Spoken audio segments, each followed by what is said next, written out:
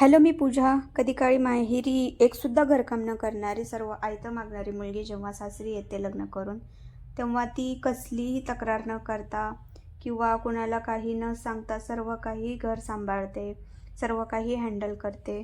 त्यातलीच एक मी आहे. मी तर इतकी आळशी होते, इतकी कामचुकार होते आधी. तर मला कधी-कधी माझं स्वतःचं कौतुक वाटतं, की बाबा एवढे कसं काही चेंजेस झाले माझ्यात. आता सर्व काही एकटीच हँडल करते. घरातला सर्व राडा आवरून झाल्यानंतर मी एक काम करून घेतलं, डोळ्याला हाणून घेतलं आणि त्याच्यामध्ये मला डोळ्याला लय दुखत होतं. तर माझी मम्मी घरी आली होती, तिने मला चहा करून दिला.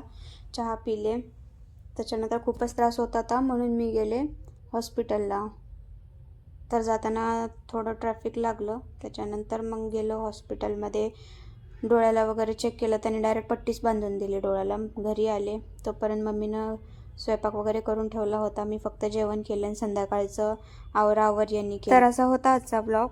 आज खूप दमले कारण आज खूप काम केलं मी. सो भेटू नेक्स्ट ब्लॉगमध्ये. Thanks for watching. बाय.